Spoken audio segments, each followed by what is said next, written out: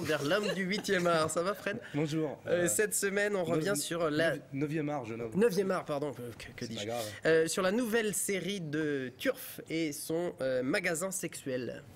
Turf, oui. Turf, il a passé quand même 20 ans sur une série, je sais pas si on Va voir l'image, l'incrustation à la l'écran, Nef sur des Fous. La Nef des Fous, Eh oui. qu'il a occupé 20 années, il a sorti 7 Phénoménale tomes. série. Et c'est quelqu'un de très perfectionniste, c'est pour ça qu'il passe beaucoup de temps sur ces séries. Et on peut s'en rendre compte à la lecture Du magasin sexuel. Voilà, on va voir, on a la couverture ensuite. Alors, juste en deux mots, La Nef des Fous, c'était cette série où on trouvait les schtroumpfs. Hein, c'était l'équivalent de, je sais pas, tu te souviens pas, des schtroumpfs, mais en maléfique.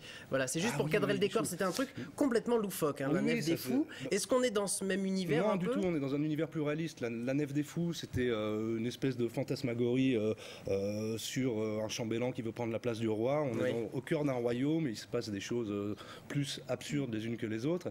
Là, on est dans un domaine beaucoup plus réaliste et campagnard, quoi.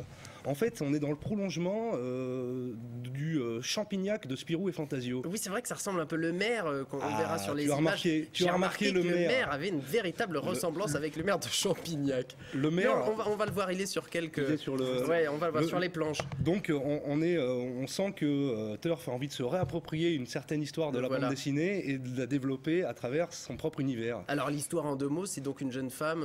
On est dans un village très rural qui est resté quand même bloqué au XXe siècle. On ne parle pas d'internet et toutes ces choses-là. On est les problèmes de marché et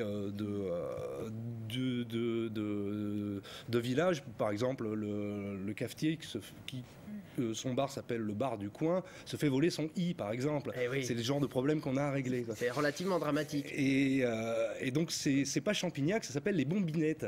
Les bombinettes. Et où on sert le bombinou. La spécialité bombinettes, c'est le bombinou, c'est le bon vin de chez nous. Et en effet, toute l'économie du village tourne autour de la commercialisation et l'élevage du bombinou. Et qu'est-ce qui va arriver, Fred? Eh bien, une jeune femme très jolie est dans une camionnette rose. Elle va se poser sur la place du village le lundi de marché et crier à tort et à travers dans son mégaphone magasin sexuel, sex toys, canard en plastique, etc. Voilà. Et évidemment, ça va être celle par qui le scandale va arriver, quoi. Donc un désert de vaudeville un peu dans ce scénario. Complètement, c'est une comédie. Donc là, à la différence du film que nous a présenté Dorian, là on peut y aller. On peut lire la BD et ensuite aller voir Winter's Bone. On n'a pas, voilà, on va pas se plomber la soirée. C'est très drôle. Et ce que je disais au début, ce qui est très chouette avec Turf, c'est que il est perfectionniste et son dessin fourmille de détails.